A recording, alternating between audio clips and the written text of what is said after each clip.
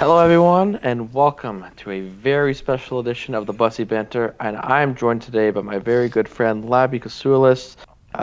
Both of us both do a podcast as well called the Bench Warmers Podcast. Haven't done it in a while, so it is there on YouTube if you want to go check it out. And Labi, how's everything going on this crazy special edition of the Bussy Banter? Yeah, no, thanks for having me. I'm doing good, and it's nice to come back, talk about hockey, and a hell of a lot of free agent signings taking place today. Yeah, so as Labby just pointed out, the free agency opening window was today, July 1st at 12 p.m. And before we get into that, I do want to talk about the draft a little bit with the number one overall pick shockingly going to the Chicago Blackhawks with Connor Bedard. What do you think how do you think he's going to fare in his first season in Chicago? I mean, like, obviously he's going to do a great job. He's probably the best. Like, he's right up there with like McDavid, Crosby type of guys coming right out of junior. So I mean, he's going to do great.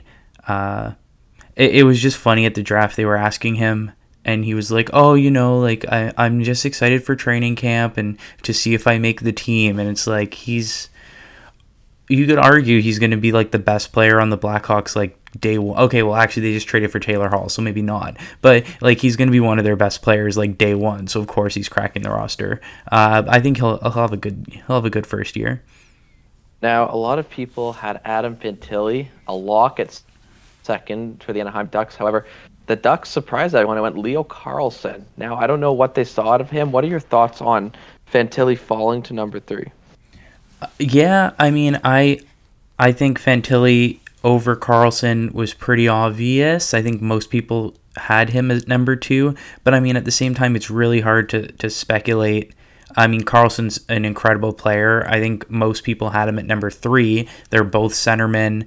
And so I think this is one of those things where I think the Ducks liked what they saw in their scouting, probably in their interview process, like meeting the kid and interacting with him.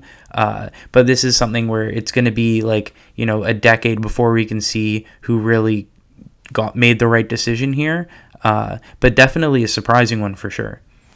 Personally, I like. There's a video of Fantilli a couple months ago before the draft talking about how he wants to go to Columbus, which I'm not sure why anyone would, but Columbus does have a few pieces there. They do have Goudreau, who didn't have the greatest season last year, but still a player there. But yeah, it's definitely an interesting draft. We were very shocked at work when Carlson went second and Fantilli went third.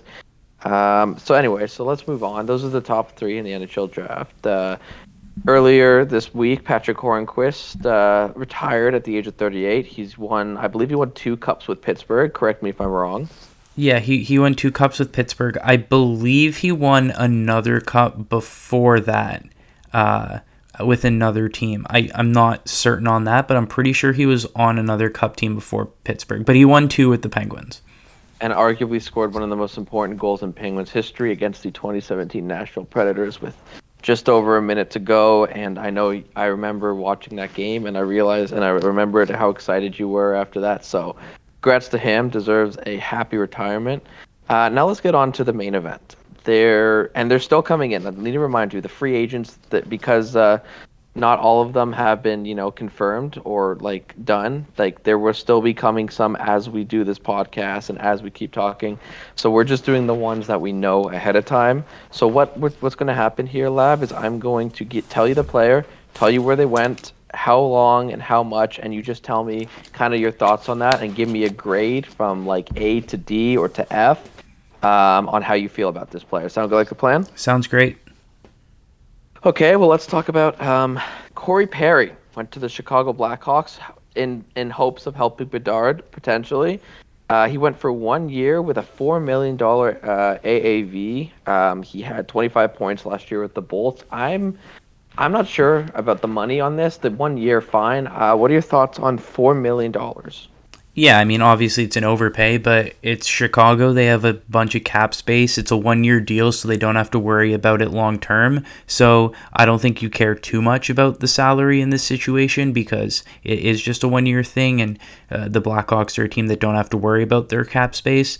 So yeah, like if I was evaluating this based on value for money. It's not great value for money at all. But I mean, when you're a team like Chicago, you don't really care about that. So it's more about the fit.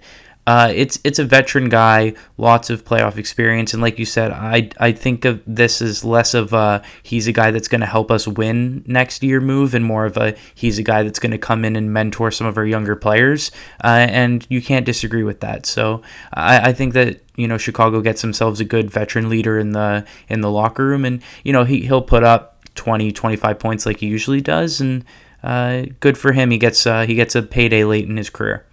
Yeah, and you spoke earlier, Taylor Hall coming to Chicago as well in the trade, kind of thinking that maybe it'll be like Bedard, Hall, and maybe Kubalik on the first line, maybe even Perry, depending on how you want to, what kind of play style you want to go to. But definitely a good pickup. Carolina re-signs Jesper Fast, 2 years, 2.5 mil a year.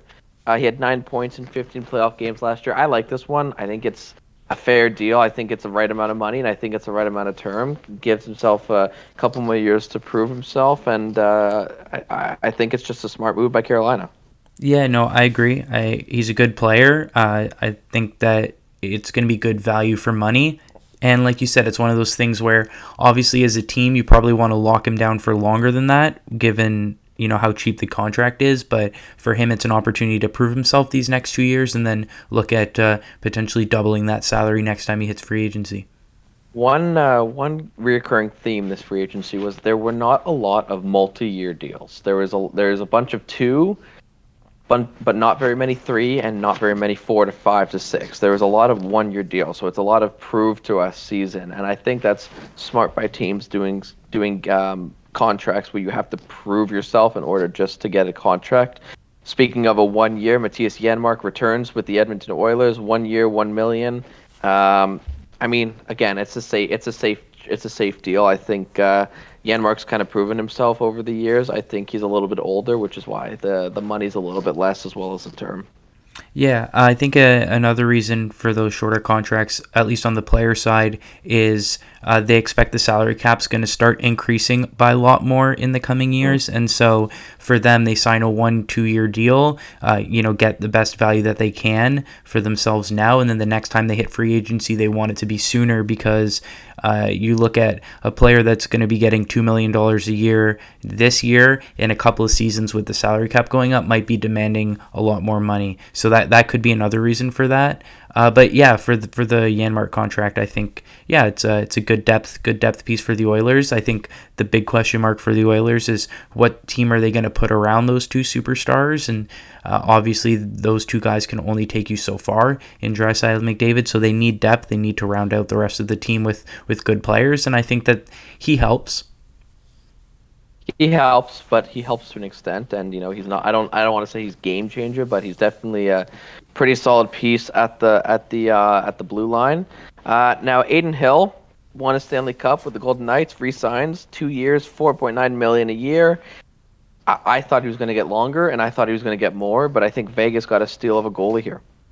Yeah, I think it's really tough with the goalie market, because there really weren't a lot of goalies on the market, and I think the theme that we're going to see here when we evaluate kind of all of the goalie contracts and signings that happened today, it was a lot of teams kind of putting feelers out, seeing what was going on in the market, and then eventually goalies just mostly re-signed where they were prior. And there weren't really any, like the biggest name on the goalie market is Connor Hellebuck, and that's a guy that you would have to trade for. So the free agency market for goalies this year is I think lacking a little bit. And it'll be really interesting to see, how these contracts look long term. I agree. I'm shocked that Aiden Hill, based on his incredible playoff performance, didn't look to lock down a longer contract. But at the same time, I think, 4.9 million for a player who, yes, was playing really well in the playoffs, but you could argue is unproven over a long period of time. You never know. Maybe he just went on a really hot stretch for 25-30 games, and we've seen plenty of goalies do that. But you're right. I think that if he shows that is who he is, then it is a steal for Vegas. But speaking of the goalies, Joey Daccord re-signed with Seattle Kraken for 2 years, 1.2 million. He took the AHL affiliates of the Kraken, the Thunderbirds, all the way to the Calder Cup Finals, where they lost in overtime in Game 7. Decord, I mean, he's solid. He's a good third option in case either Jones or Grubauer go down. So I mean, not much to complain here if you're Seattle. I don't think. No, definitely not. And I think the second pattern that we're going to see with goalies and the way teams manage their goalies is kind of looking at a three system, a three goalie system instead of your traditional starter and backup. A lot of teams now are having to go into using three goalies throughout the season, and a lot of goalies maybe with a little bit more tendency to be injured more frequently. Having those three caliber goalies really puts your mind at ease when you look at how you're going to construct your roster. And so, like you said, even a guy like Joey Decord, he's a guy that Seattle will feel comfortable where if you need him to play 5, 10, 15 games during the season, he's a guy that you can trust will do a good job. Yeah, having three competent goalies throughout the season it's good to have, especially when injuries are inevitable. Someone's going to get hurt, so having that third option that and being confident in it is always good to have. The wings, another thing I've learned is this free agency is Detroit and Nashville made quite a few acquisitions, and one of the Detroit's is Klim Kostin, played with the Oilers last year. I don't think he's proven himself to get a 2-year, $2 million a year. He had 11 goals in 57 games. I don't know too much about him, but the way he got that contract and the length and the amount, it's kind of surprised me, to be honest with you. Yeah, I would agree with that. I think 2x2 for a guy that a lot of people haven't really heard of is a bit surprising. But when you look at the moves overall that Detroit and then also Nashville you mentioned, which I'm sure we'll get into the other moves that Detroit made and then talk about Nashville in a little bit, I think it's clear for Detroit they have a lot of really young talent. And they're really starting to come through now. And I think for the management staff over there in Detroit, Steve Yzerman and co, they're thinking that it's time that they might start to compete. And so they're going to look to bring in a couple of guys in free agency that to help out with the young core that they got coming through. Because this one might be a little bit of an overpay, but who knows? Maybe he'll turn into something in Detroit. But overall, I liked a lot of the moves that the Red Wings made this today. Yeah, well, the Eisner plan, it hasn't really put itself into full effect yet, but they're hoping to take a huge step forward this year. Staying in the Atlantic, Ryan Reeves signs with the Toronto Maple Leafs, 3 years, $1.3 million a year. As a Leaf fan, I like the guy. He's funny, he's entertaining, he's old, and he's getting paid for 3 years over $1 million. And that's my biggest problem as a Leaf fan is, I understand why Brad Tree Living brought him in, but I think he's 36, turning 37. His contract will be done when he's turning 40, and he's getting paid over $1 million. I'm not sure. I'm a huge fan of the length, the money. It's sure, yeah, it's cheap, but if you could have got him under $1 million, I would have been a lot happier. I mean, I don't know what else to say. He's an older guy, and he's going to fight someone. Like that's just what he does. Yeah, I think this is the third worst contract handed out today. And I'll explain why. You kind of mentioned the ages a little bit, and I would know a little bit about this based on the Jeff Carter signing with myself being a Penguins fan. But when you sign a player 35, older than 35, it's called a 35 plus contract. And basically the changes to the contract are you're essentially liable for the entire duration of the contract, which means that this is a contract that can't be bought out, can't be buried on LTIR, and they are responsible for this cap hit until the duration of the contract expires.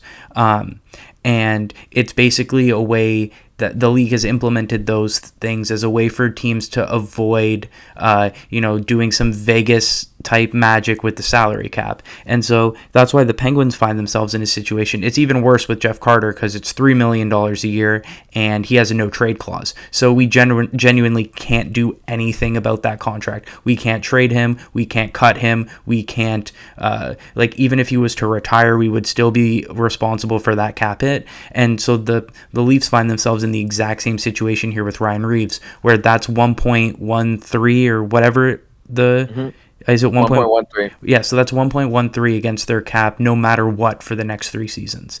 And that's why I think this was the third worst contract handed out today, especially with a Leafs team that needs to re-sign Matthews and Nylander and Marner in the next 3 seasons, where $1.13 million actually might be the difference between keeping multiple of those guys around and having to let one of them walk. That's exactly my thought. Matthews said he wants to resign, but now you lose $1.3 million, and for a guy who's lived his career, who's done his time, and yeah, it's frustrating. I agree with you. I think it's one of the worst contracts of the day. We're gonna keep moving on though. Eric Brandstrom signs with the Sens, 1 year, $2 million. I mean, he's not bad. He's a decent player, and I think the Sens team really wants to take a step forward, and they want him to be a part of it. Yeah, I think the Sens, they're taking small steps in the right direction. The term is a bit interesting for me. I'm surprised they weren't trying to lock him up longer, but I mean, you can always re-sign him again and again and again. But yeah, I mean, I think he's a solid player. So I'm a little shocked that they didn't want to lock him up longer term than that. But I think he'll contribute to the nice decor that they're building there. Well, let's keep moving on to pretty early contracts, and that's Adam Fantilli, the 3rd overall pick, signed his ELC earlier this week. So he's there for 3 years on an entry-level contract with the Jackets, and just good to get him signed up. I'm surprised he got signed before Bedard or Karlsson did. That kind of is a shock to me, to be honest with you. I think the reason it happened is because everyone knows that Bedard will be playing for the Blackhawks this year. I think that there is a question mark about whether Fantilli wants to go back to Michigan. And so I think the Blue Jackets wanting to get him under contract so quickly is like one of their ways of saying, hey, we want you in Columbus right away, from day one. Please don't go back to school in Michigan. And I think it's actually going to be really interesting because I know he said he wanted to play in Columbus, but that was before they announced that Mike Babcock was coming back as coach. So yeah. Realistically, if Fantilli was I want to go back to Michigan, I want to win a national championship, something that they probably should have done last year and choked, but that's neither here nor there. But just to avoid getting coached under Mike Babcock, who never liked young players to begin with, on top of all of the toxic stuff that's arisen. So it's an interesting one. Yeah, it is interesting, and like you said, they should have won a national championship last year, but they move on, and it'll be interesting to see if Fantilli is that starting lineup on opening night for Columbus. Moving on to someone who will be in the starting lineup, Ekman Larsson. It was bought out earlier this week by the Canucks, and he signed with the Panthers for 1 year, $2.25 million. I'm not sure. I guess 1 year is fine, but I think he's getting paid a little much for a guy who put up terrible numbers with the Canucks last year. Yeah, I agree. I think this is very similar to the Perry deal, where it's an overpay, but it's 1 year, so you don't really mind that. I guess Florida don't feel like they're going to have any issues with the salary cap and, being able to build a competitive roster in addition to giving him the 2.5? 2.25. So, I mean, yeah, I think it is a bit of an overpay, especially considering he's going to be making he's going to be making money from the Canucks with the buyout on top of that. But yeah, it's a 1 year deal, so you don't really care. And I think the Duchesne contract is very similar as well, where it's he's a player already making money because of the buyout, and then he's going to sign a 1 year deal, and so he's going to be making way more than that. Ekman Larsson's actually going to be making $6 million this year, but he's only going to count for 2.25 against the cap because the most of his money's coming from that buyout. Yeah, Exactly, and so I mean, it's like you said, 1 year deal. So it's let's see what you got, especially with I would just briefly touch on it with Radko Gudas leaving as well. So it's kind of just filling a spot for him. Anthony Stolarz, who I thought was going to be probably the starting goalie in Anaheim at some point, was picked up by the Panthers today. So the Panthers back-to-back pickups, 1 year, 1 million. And in 81 career games, he has a 293 goals against average and a 912 save percentage.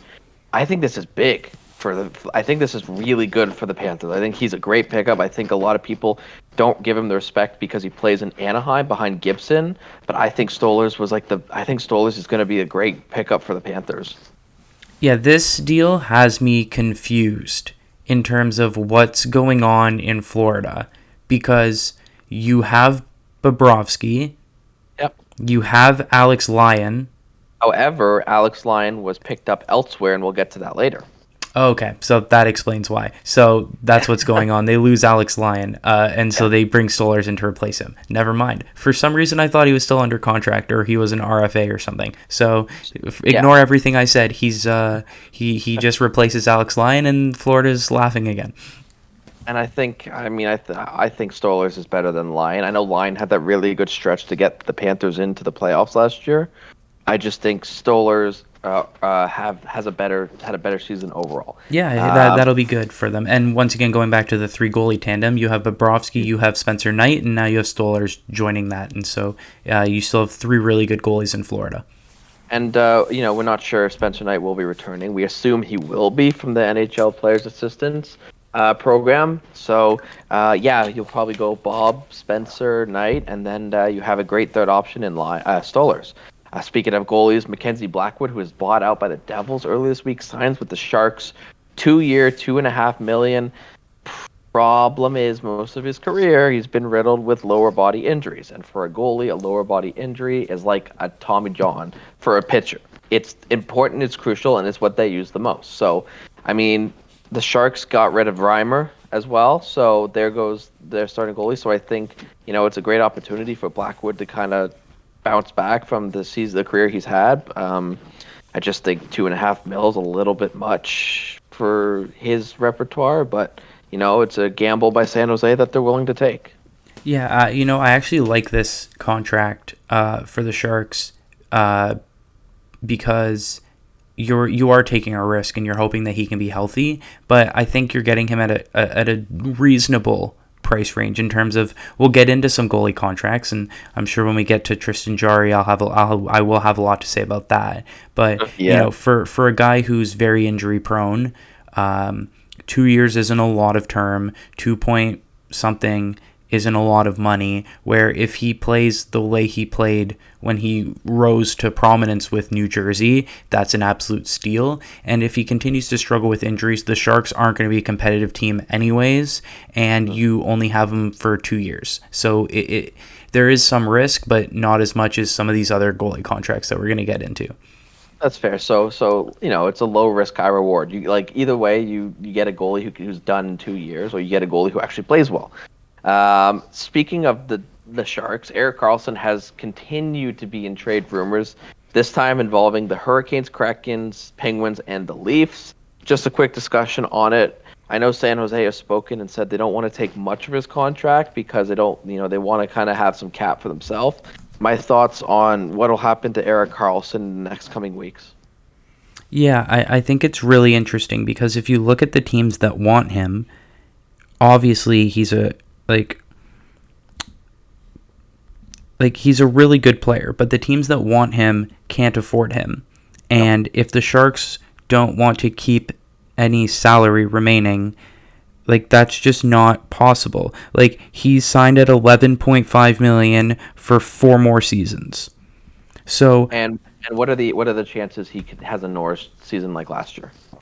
I mean, he's not going to put up 100 points like he does last year, but he does still have injury risks, because I think it was a running joke on our podcast whenever his name came up, but he literally has more steel than ligament in his ankle. But that's just a fact. So it's possible that he could have continue to play at an elite level, but it's also equally possible that injuries hamper the tail end of that contract. And I think I understand why San Jose doesn't want to retain money, because they're retaining money for 4 years.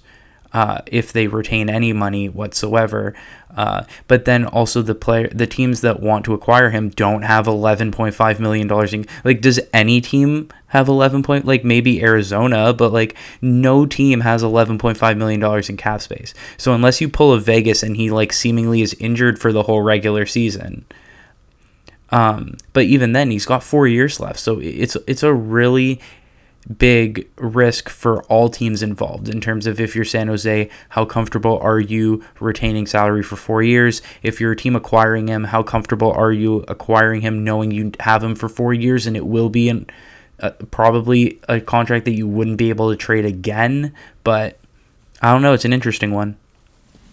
Yeah, no, I'm very interested to see how those talks go and if San Jose actually budges or not. This just breaking in a goaltender. Islanders have signed Semyon Varlamov to a 4-year deal with $2.75 million. Interesting. We're going to talk about their main goalie later in the show, but Varlamov is a decent backup. So I don't know if 4 years is a good deal, but 2.75 million I think is kind of a good price to get him at. Yeah, I think you hit the nail on the head. I think it's interesting because it's like, is he a starter or is he just a really good backup? Is he like a 1-2 kind of tandem guy? So it'll be interesting to see how his play goes throughout the 4 years in terms of, if he can be consistent, it could be a valuable contract. But if not, then it could be a little troubling. Speaking of breaking news, just to spring this on you, John Klingberg is signing in Toronto. What? Yep. John Klingberg is signing in Toronto? Yep. Elliot Friedman broke it. No details about term or AAV, but John Klingberg apparently signing with the Leafs. Okay, what? Okay. I like that. I like the player. I'm not sure. I like the player. I just want to know what the deal and what the contract is. Yeah, I'm trying to find details, but unfortunately, I'm rate limit exceeded on Twitter right now because Elon Musk decided to add that today, so I can't check Twitter right now, and Sportsnet is just reporting that they're signing him with more details to come. Okay, let's just keep going with the show, and as stuff comes in, we'll keep moving. And you want to talk about the Detroit Red Wings today? Just signing JT Compher to a 5-year deal with $5.1 million. JT Compher, big part of that Avalanche team that won a cup in 2022. Man, Yzerman is making moves. They're really going to take a step forward. Yeah, I think 5 years might be a little much. I think it's a little bit of an overpay, but I feel like Detroit can kind of afford that. Yeah. So I'm not going to be too critical of it in terms of, I think he can be a really good player that can produce for them. It's not my favorite move, but I think it's definitely not like a bad contract. Yeah, so it looks like that Klingberg deal will be a 1-year deal. Money has not been announced yet, but it is a 1-year deal as of now. Let's get back to this list. Like, this is crazy. Speaking of the defensemen, so Klingberg is, I expect, to be coming in for Luke Schenn, who went to the Nashville Predators. Now, I didn't see the Nashville Predators as a buyer/seller. As a buyer, I saw them as a seller because I think they're in a kind of this weird like rebuild, like what are we kind of mode. But they picked up Luke Schenn for 3 years, $2.75 million. Listen, this hurts the Leafs because Schenn was very vital to that second round, or that first round win last year. But 3 years is a long time. Schenn is old. Like I don't think he can like play the entire. I think the Leafs don't think he could play the entire season. And I'm kind of with them. I don't think he can play the entire season. So, what are your thoughts on that deal? Yeah, it's an interesting one because I feel like Luke Shen started his career in Toronto. I thought had a couple of good seasons when he was really young, left the Leafs, and then almost kind of like played his way out of the NHL, and then came back. And you could argue he was the Leafs' best defenseman in the playoffs this year. And so I think that's the question in terms of like what Luke Shen are we going to get? Are we going to talk about the Luke Shen where like people forgot that name existed because he was like barely cracking NHL rosters, or is it going to be the Luke Shen that was a really good shutdown defenseman in the playoffs? And then how consistent is he going to be? Is he going to continue to be consistent over a 3-year stretch? So we'll see which Luke Shen decides to show up in Nashville. And I think it is really interesting, like you said, because they have the opportunity to go full on rebuild, but they were a seller at the deadline and then still were pushing to make the playoffs right up until the very end. So they definitely don't have a bad team. They have a team that is capable of achieving success, but probably not ready to win a Stanley Cup anytime soon. And so you don't want to be stuck in that kind of middle ground for too long. Are the moves that they made today, Luke Shen and then a couple others, going to help push them back up the pecking order? I'm not sure, but we'll see. So let's jump to that other pick by the Predators. I picked up Brian O'Reilly. So Nashville just stole 2 of the Leafs good players from last year, but it's 4 years, $4.5 million. I mean, listen, O'Reilly was great. He scored that great goal in Game 3 to tie it up at 3, but 4 years at 4.5, I don't think it's worth it, to be completely honest with you. I mean, I thought that the same originally, but I've kind of talked my way into really liking this deal in terms of how many Conn Smythe Trophy winners can you pick up on the open market for under $5 million a year? He's old, though. That's the thing. I get the age. It's definitely going to be a contract that probably hurts a lot in the last year, but I do think that it's definitely a valuable addition. I think Nashville can make the playoffs next year for sure. I think they could even make the second round next year if we talk about like what kind of situation they're in. I don't know. It'll be interesting to see how much of an asset he is in years 3 and years 4. But I think the price tag is reasonable. If anything, it's that extra year. But I think in free agency, that's what it comes down to. It's, what team is willing to offer that extra million, that extra year, because that's really how you get the guys that you want to get on the open market. Yep, I guess that makes complete sense. I'm not going to disagree with you. I totally complete with you. Matt Nieto signs with the Penguins, 2 years on a $900,000 per year. I mean, I think that's a pretty solid fourth line right there option for you. Yeah, I love this. Our bottom 6 was awful last year. It's the reason we didn't make the playoffs. And for $900,000 a year is absolutely zero risk at all. If it can be completely buried in the AHL if he doesn't play well, but I also think that he's going to be an active contributor to the team. So we need a completely new bottom 6, and he's definitely going to be a part of that. Yep, big fan of this deal. I saw it. Oh my God, Nieto's been to a couple of Stanley Cup finals, so he's got the experience for sure. Joel Edmondson, this shocked me, was traded to Washington for a 3rd and 7th round pick. Now, I think this was more of a cap dump by the Habs, who lose $3.5 million that they were paying Edmondson until the end of this year. Yeah, these are 2 teams that I'm very confused about in terms of like what the direction the Habs are going in and then what direction the Capitals are going in. Because you look at the Habs and I think everyone believes that they are rebuilders, but like, do the Habs believe they're rebuilders? Because based on their actions, like, I don't know. Because then they'll like dump a player, but then they'll sign a guy, or then they'll like make a statement about how they're pushing to try to make the playoffs. And then like, I don't know, like, not to talk down on Slafkovsky and Reinbacher, but that's a 1st and a 5th overall pick, where you look at teams that have rebuilt through the draft. Like, you look at teams that have won Stanley Cups with really high draft picks.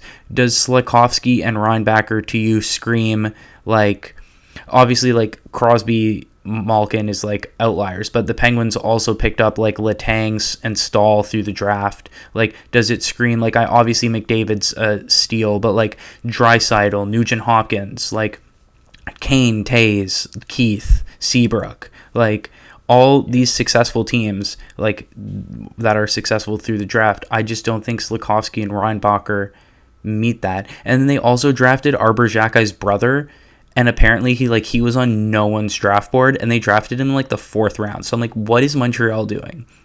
It's a weird situation. So getting rid of Edmondson, kind of couple of question marks go off in my head, but I guess they have a plan. So they have a plan. Moving on, JVR, James Van Riemsdyk signing with the Boston Bruins, 1 year, 1 mil. I think he's good. He'll be on the penalty kill. He'll be on the power play, and he'll be stuck in front of the net, scoring those dirty goals for the Bruins. Yeah, I think the Bruins picked up a couple of cheap bottom 6 depth guys, and obviously tremendous success in the regular season.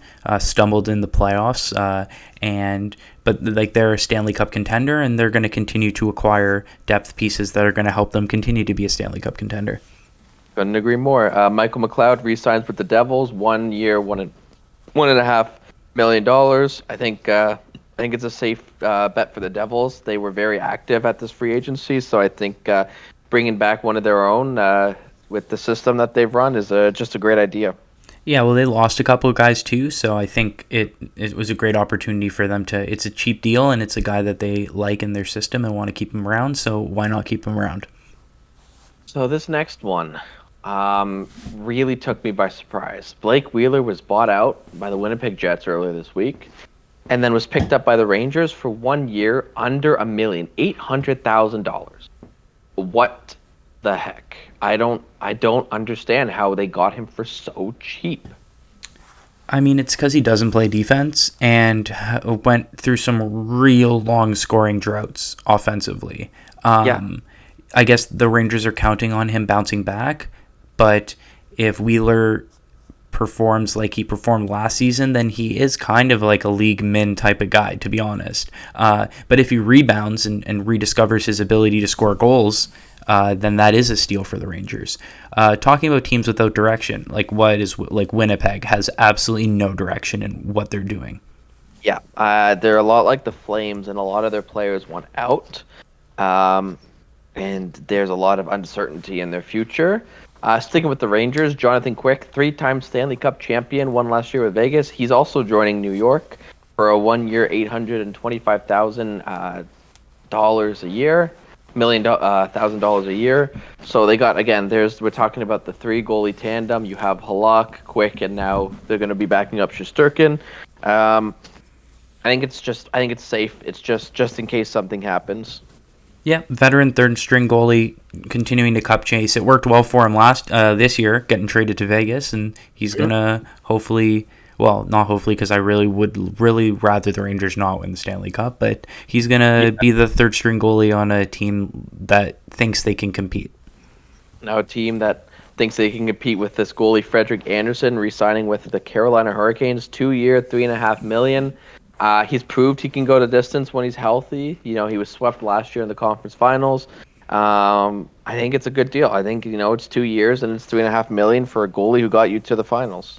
Yeah, I think that's solid. I mean, the Carolina Hurricanes pretty much invented this like 3 goalie tandem now, in terms of like they brought back Freddie, they brought back Antti Ranta, and then they have Kachikov, I don't know how to pronounce that guy's name. Kachekov, like, yeah, and he's going to be their third. And those were the 3 goalies last year. They used them all, like, I want to say, like, pretty fairly evenly. Like, it was a pretty as close to a third split you could get between 3 goalies. And I assume that that's what they're going to do again. And why not? It worked really well for them. Breaking news: Eric Gustafsson from the Toronto Maple Leafs is going to the Rangers for a 1 year, $825,000 deal. So the Rangers are trying to stack their D-core and their goaltending tandem. So, I mean, it's a pretty basic deal, to be honest with you. Yeah, cup contenders trying to add depth. Yep. Cam Talbot signs a 1 year, $1 million deal with the Kings. And the reason for that we'll get into right after this, that he's in LA. He was not good with Ottawa. And he was also injured most of the season, but I don't think that makes the excuse of you can't play as bad as you did for a team that's really trying to make a push in the playoffs. Yeah, this one is surprising for me because like the Kings, especially with some of the moves that they've made, Dubois among others, and the young talent that they have coming through, especially with like their division is not really the strongest. Um, like obviously they have Vegas, who are the defending Cup champs in their division, and the Oilers with McDavid, who are in their division. But like the Oilers, I still don't have any faith in, and then Vegas is going to be very different. They're kind of very different every year with the way that they treat the salary cap, so you never know. So they're definitely in like a we can be the best team in our division mode, and they're relying on Cam Talbot to be their principal goalie. I don't understand. I don't either. And the reason why Cam Talbot is going over there, and it'll be a Talbot Copley tandem. Jonas Corposalo signs with the Ottawa Senators, 5 years, $4 million a year. I think this is good. This is exactly what the Senators needed. They need a competent starting goalie who can go to the playoffs. Has been playing well. They signed him for a while, a couple of years, 5 years. But I think 4 million is a very, very safe number, and I think this is just good. This is exactly what the Sens need to make that final push. Yeah, I mean we're gonna talk a lot about goalies either re-signing or then just getting crazy contracts. Yeah. I think this is like the only one that's like a long-term deal that I really like. The Senators think that they're a playoff team next year, but they need a solid goalie if they're going to help stabilize themselves and solidify the fact that they think that they're a playoff team. And I think this will definitely help them try to achieve that. Very difficult division for them to try to get into the very difficult conference, honestly, for them to try to get into the playoffs. The East compared to the West, like the East is absolutely loaded. Yeah. But they weren't that far off last year, and if you add a competent goalie, and he should be that for them, it definitely helps. And with other teams I mean, as a Penguins fan, I have faith that we're gonna take a step forward, but like the Capitals are like, are they done being a playoff team? Like, are the Islanders still going to be successful? Like, you can argue that there's an opportunity for success. Yeah, and I think that there's a big question mark right now against around Alex DeBrincat, but if he does end up signing in Ottawa for a couple of years, that could really be a dangerous Ottawa team in maybe 2 or 3 years. Sticking in the Atlantic, Tyson Jost resigns with the Sabres, 1 year, $2 million. Solid sign. I think he was really good for the Sabres, and he's really been able to prove himself there. Yeah, they're another team that think that they can sneak into the playoffs. I don't think they're quite there yet, but he's a solid young addition to the team. I mean, if they find the right goaltending, like Alex Tuch and Tage Thompson were absolutely unbelievable last year. So just a matter of time. Speaking with the Sabres, Avalanche legend Eric Johnson, he's going to Buffalo as well. So it looks like Buffalo is trying to make a push to get into the playoffs this year, try to end that drought. Yeah, I don't really know about this one. I'm not the biggest fan of his, but I mean, I think a lot of people think he's a solid defender, so what do I know? Yeah, we just talk, man. We don't know anything. Now, speaking with defensemen, and this one really, really surprised me, especially after what happened last year with Florida. Radko Gudas goes to the Anaheim Ducks for 3 years and $4 million. Like, maybe he just wanted the money, and the security of a long-term deal because he gets injured a lot. But like, wouldn't you want to stay with the core you had in Florida, and that went all the way to the finals? Yeah, I'm not a big fan of Gudas either as a defenseman. I also, I don't really know what Anaheim's doing either in terms of like, I get it, you have a lot of really good young talent, but like some of the decisions that they've made today in terms of their signings. Sorry, I'm just trying to pull up specifically what they did. I assume we'll talk about Alex Killorn very soon. We will be talking about Killorn later. Yep. But yeah, like bringing in Killorn and Gudas, it's like, yeah, they're like good players, but you overpaid them like crazy. Yeah. And they're older, and they're kind of past their prime, and you're paying them like they just came into the league. On 3 and 4 year deals too, which I think makes them even worse. Yeah, I'm with you. I'm a little confused at what the Ducks are doing, especially because I thought they were going to go for Fantilli. But anyways, we'll move on. We'll get back to that. James Reimer, I spoke about him early in the show, signed with the Red Wings. 1 year, 1.5 mil. He's probably going to be the potential. He's probably going to be the projected starter for next year. Not much else to say about Reimer. He's been around the league for a couple of years now. Yeah, this is the one move that I think makes me out on the Red Wings this year, where it's like I do think that their roster's taken some really huge steps forward, and they're going to be a tougher team to play against. They're not going to be a walkover like they used to be, but like, no disrespect to James Reimer, but like James Reimer in 2024, like this is the 23-24 season. James Reimer in 2024, you're talking, it's over a decade since his playoff run with the Leafs. The first time around, like, Yeah. No, as your starting goalie, like, no, I can't take your team seriously. I'm sorry.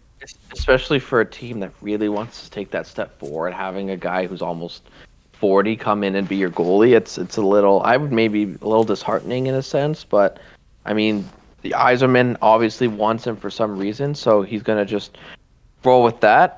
Some few other trades. Morgan Geekie signed with the Bruins. I'm really surprised Seattle did not take him or offer him a qualifying sheet. 2 years, $2 million.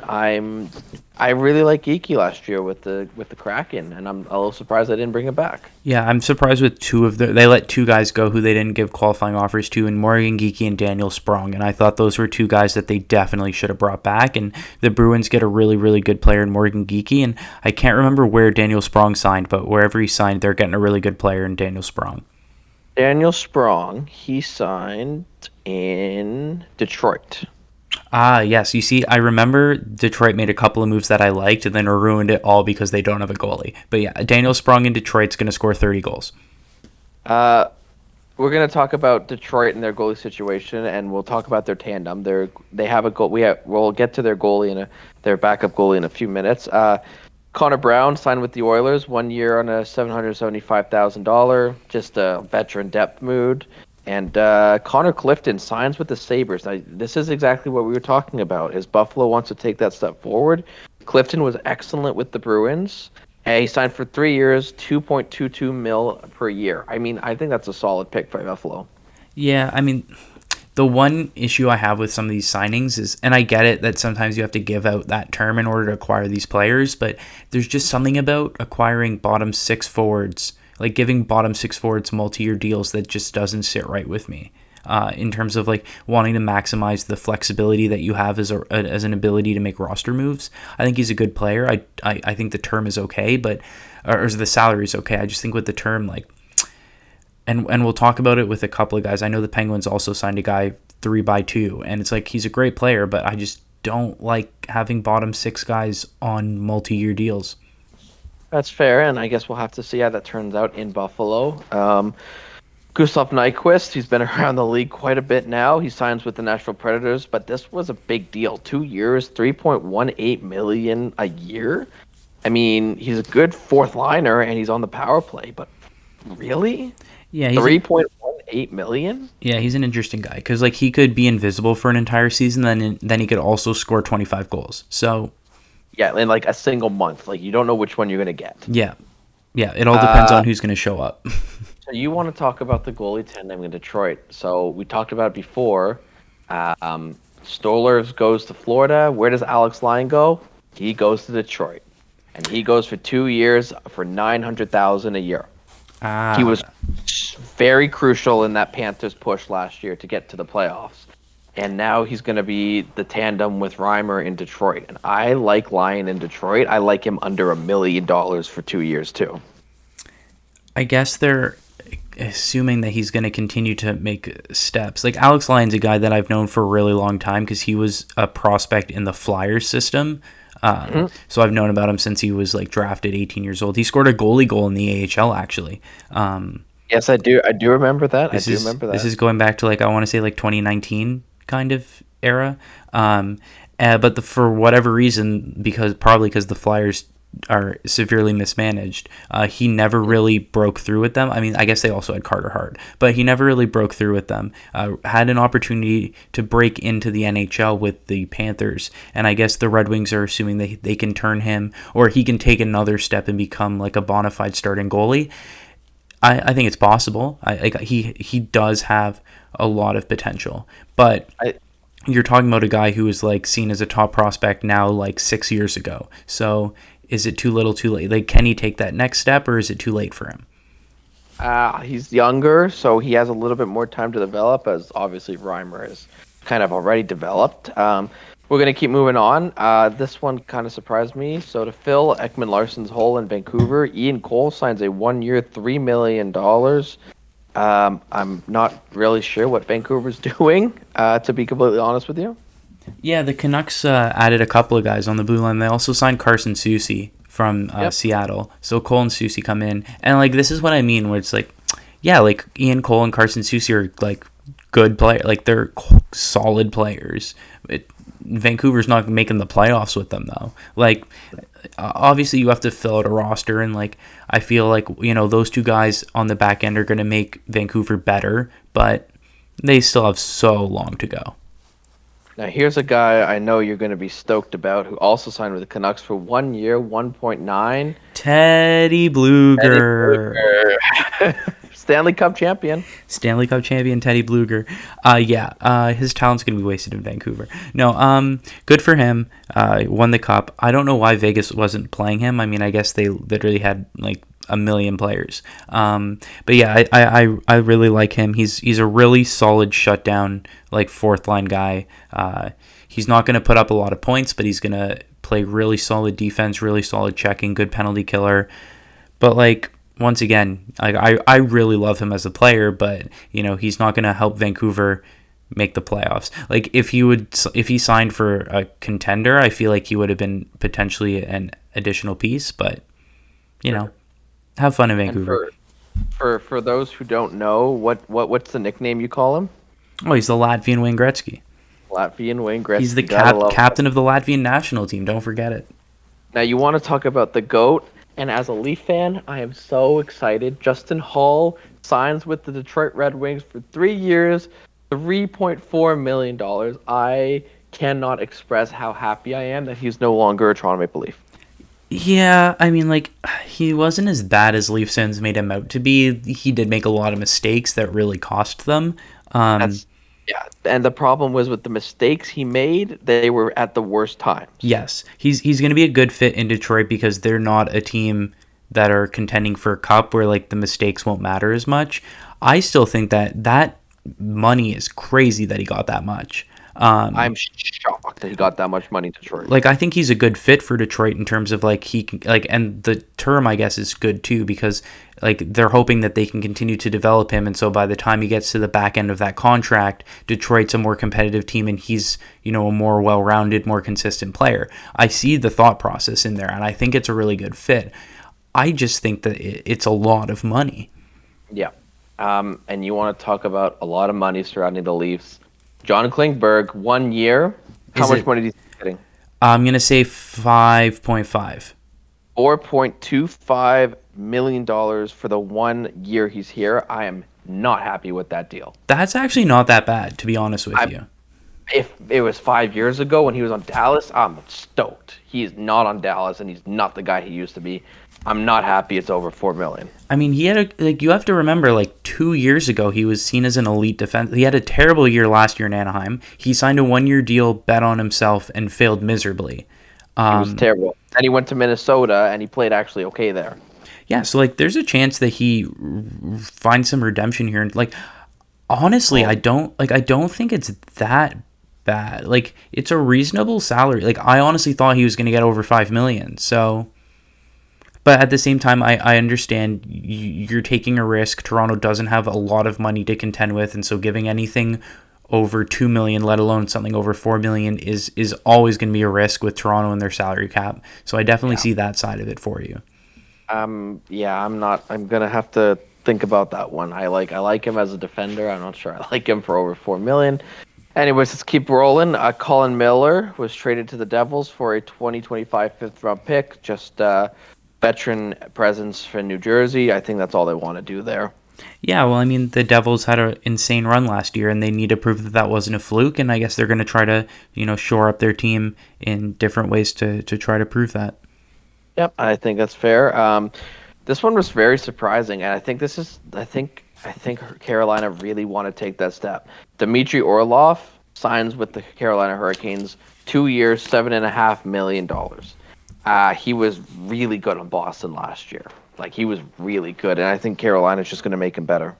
Yeah, like I don't know. This one kind of shocked me a little bit because like I understand he was really really good last year, but then I don't know. There's something about hearing Orlov and $7.5 million in the same sentence that just sounds wrong to me.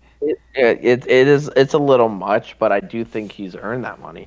Yeah, based on the way he played, like talking about guys betting on yourselves, like having a career year right before you hit free agency certainly helps, and that's why he got the money that he got. I like I don't know. Like I honestly believe that he could just regress back to who he was in Washington for like a long time before then.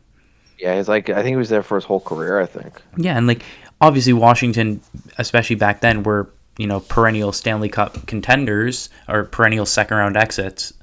Sorry, I have to sneak that joke in there as a Penguins fan. But like, I mean, yeah, he was always a solid defenseman, but like 7.5. But I mean, if that's what it takes to get him, because free agency and had a career last year, and Carolina sees him as the best defenseman on the market, which I think he was, then Yeah. I guess you got to go get your guy. And Carolina's defense just keeps getting better and better. Few little signings. Mike Riley signs with the Panthers 1-1. Ryan Paling signs with the Flyers 1-1. 1-1 4. So two decent fourth liners, bottom six players. Yeah. Yeah. Yeah. I mean, going from Pittsburgh to Philly, it's a bit interesting move, but Yeah, I guess he didn't like the views on your side of Pennsylvania. they'll be even worse over there. uh, you want to talk about parental? Basically, the dad of Montreal, Max Pacioretty, signs with the Capitals after basically not playing an entire season in Carolina, and he signs for 1 year, $2 million. Yeah. I don't know about that. I mean, yeah, like this is what I mean when I say I don't know what the Caps are doing, but I mean, I guess as long as you have Ovechkin on the team, you have to compete, and Yep. they're like, so. Well, you never know, like this guy hasn't played in a year, but he's been an elite player in the past, and if he returns to being an elite player for $2 million, that's a steal, and then if he doesn't, it's a 1 year deal, so he just leaves at the end of the year. Yep, simple as that. Craig Smith signs with Dallas 1-1. Craig Smith was part of that Bruins team last year that got lost in Game 7 against the Panthers. So, I mean, good signing for the Stars. They're still going to be very competitive this year. You spoke about this earlier. Carson Soucy signing with the Canucks, 3 years, $3.25 million a year. Yeah, I mean, like, kind of solid move. Don't really know. Like, once again, just average move for Vancouver. Yeah, just an average. So you want to talk about the Jets being confusing? They signed Colin Delia to a 1 year, $775,000 deal. Yeah, deal. I think they're gonna roll with three goalies. Like they don't want to get the Hellebuck trade wrong, so they're gonna just roll with three guys. So that if Hellebuck leaves, they have guys available, and then if he doesn't leave, then he doesn't leave. And to add on to that, Stanley Cup winner Laurent Brossoit returns to the Jets as well on a 1 year, $800,000 deal. So see if he maybe, depending on what happens with Hellebuck, see if he can maybe get some starting roles. Yeah, so those are your two goalies that you have in addition to Hellebuck. If he's traded, you have two guys that you trust. If he isn't, then you have three guys, and there's no such thing as too many good goalies. No, and goalies are such a hard commodity nowadays. Well, actually, all the days. Like, it's hard to find a good goalie. It's return of the Luch. Lucic is going back to Boston 1-1. I mean, I don't know. I feel like he's kind of washed. That's just me, though. I just think it's a happy feeling, good feeling for Boston having Lucic back, probably in his last year. Yeah, definitely his last year. Yeah, well, it should be at least. Speaking of a return, Trevor Lewis goes back to the LA Kings 1 year, $775,000. He was part of those two Stanley Cup wins in 2012 and 2014. So good for him. Like he's going back. Yeah, why not? Like return to where you had success. Long-term Duck, Kevin Shattenkirk. I do believe he played with the Bruins at some point. He re-signs with the Bruins for 1 year, 1 by 1. I'm not sure if he did play with the Bruins, but he definitely played with Anaheim. He was there for a long time, and he's going to Boston now. So I don't know if that's going to really help their decor. And like you have to try to shuffle things around until you find a combo that you think is gonna win you a Stanley Cup, and I guess they think he'll help them be successful. And hey, no one's stopping them at all. Nathan Bastian re-signs with the Devils, 2 years, 1.35 million. I think this is a steal. I like Bastian. He was really good last year, and I think he deserves more credit than he's given. Yeah, I mean, like again, the Devils think that they have a lot of guys that they can be successful with, and I guess they think he's one of them. And I mean, we'll see because like honestly, I don't know what like I feel like the Devils could be as good as they were last year, and I feel like they could also just completely fall off the cliff. So we'll see. Yeah, and Dustin Gakarsi also returning to Buffalo for 1 year, 775,000 a year. He played in Pittsburgh for a little bit. I couldn't tell you how he was. Third string goalie. So Yeah, that's pretty straightforward. Connor Sheary played with both Pittsburgh and Washington. He is now a Tampa Bay Lightning. He's yeah, there for 3 years, 2 million per year. the 3 years, 2 million kind of really caught me off guard because like I wasn't like I don't know. I also can never remember if it's Connor Sheary or Connor Sherry because I know he changed his pronunciation like halfway through his time with Pittsburgh, and I can't remember what the What proper it one was. is. I Well, believe it's Connor Sherry now. I think you're right too.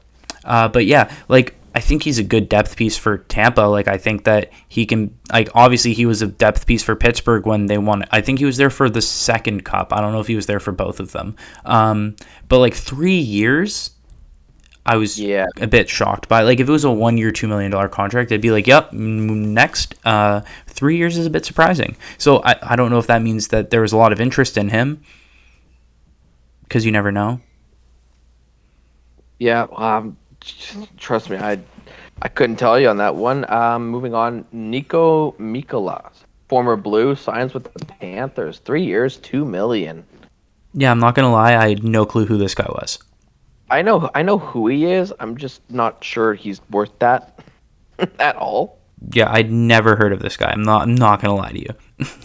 He's a decent maybe depending on how the Panthers season go. He could maybe touch the top six, but I'm not extremely sure about it to be honest with you. Oh, okay. That I thought he was a defense. Like I had no clue who he was. So yeah, I don't watch the Blues. That's I don't blame you. Carolina Hurricanes signing Michael Bunting to a 3 year, $4.5 million. Yeah, I don't. I mean, you knew that someone was going to pay for him just because his age and his stats. Like his like raw statistics are really good. So before we continue, you're right. Mikkola is a defender. You got me there. Oh, okay. Yeah, perfect. Yeah, you see, Anyways, I totally knew what I was talking about. Um, continue. still have no clue who he was. But yeah, no, I feel like his like Bunting's raw numbers are really good if you just look at like the goals and points that he put up. But then like I don't know, do you go because he was also playing on the Leafs first line, and then Yeah. a lot of people are like, well, he's not good enough to be a first liner, but like he's also playing with really good players and putting up really good numbers. So why would you change things chemistry wise? He's not going to be playing on a line with Austin Matthews anymore. Is he going to continue to be as effective? And then you can also argue that like he's a physical player and he can bring that element of the game as well, but I don't necessarily think that makes him worth 4.5 million a year. If you're worth 4.5 million a year, you have to put up points, and I just don't know if he's gonna continue to produce at the same rate. I mean, he is very physical, and like you said, he put up career numbers because his line mates are two of the best players in the world. But he takes so many bad penalties. Like he's like Marchand, but if Marchand took way too many penalties and costly ones too, it's like he gets under your skin. He's awful to play against, but at least Marchand can contain himself from getting 4 or 5 penalties a game, especially in playoff games. So I knew he wasn't going to sign. Um, he I just there's just just wasn't enough to keep him here, I think. So, anyways, we keep Yeah, moving. he's like Zach Hyman 2.0, where it's like Yeah. you knew a team was going to overpay for him, and he probably wasn't going to perform up to like. No disrespect to Hyman, like I thought he had a pretty good year in Edmonton actually, but like he's not ever going to play up to the contract that he signed to. No, and I'm with you. You know, it's tough and it's unfortunate, but you know, it's a business. It happens at the end of the day. The Leafs weren't willing to pay him what he wanted, so he went elsewhere. Anyways, Matt Duchene on another team. This time he's in the Lone Star State. He's in Dallas, Texas on the Stars. He was bought out earlier this week, and he's getting paid for 1 year, $3 million. Yeah, I don't know why he was bought out, but I think he's going to fit right in. Like Dallas is all in on the Stanley Cup, and he definitely helps.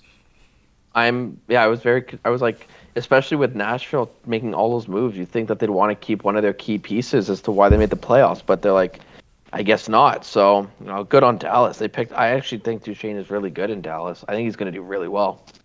Yeah, I think honestly Dallas, on paper at least, we'll see how the season pans out, but like you can argue that Dallas might be the favorite. Like I know Vegas just won the Cup. I know the Oilers have McDavid. There are a lot of other decent teams there, but I honestly think Dallas might be the front runner in the West. Well, they have like probably one of the most complete teams. Like Vegas is very forward heavy. McDavid, like Oilers are very forward heavy, but Dallas has got defense. Dallas has got goaltending. Dallas has got scoring. Like Yeah, they got everything. I think that's what makes them the front runner. Completely agree with you. I think they're the most complete team in the West. I'm not gonna. I don't think I can disagree with you anymore on this. I don't think I can agree with you more on this. We briefly spoke about Daniel Sprong signing with the Detroit Red Wings, 1 year, $2 million. The Yzer plan is hopefully going to work out, but they really want to take that step forward this year. Like they are like desperate to take it. I told you bold prediction, but if he gets second line and minutes and power play minutes, he's scoring 30 goals this year. It's not bold. Like he was excellent in Seattle last year, and I'm surprised that Seattle didn't give him another, and offer him anything else. I thought he was going to stay. Yeah, I was very surprised by that as well. Troy Stetcher signs with the Coyotes, our first Coyotes signing of the day, 1 year, $1.1 million. Yeah, the Coyotes actually had a pretty eventful day. Like they actually signed like a lot of players, but then like I also didn't pay attention to any of it because they're the Coyotes, and so they're not going to be good. Well, you're going to want to pay attention to this. Jason Zucker is now a Coyote. He's being paid for 1 year, almost $5.5 million. Yeah, when the Penguins traded for Riley Smith, I knew he wasn't coming back. Riley Smith was the Jason Zucker replacement. Surprised he ended up going to Arizona instead of trying to go to a more competitive team. But like, hey, get your money. Can't really be disappointed in that. He has a cup, right, with Pittsburgh.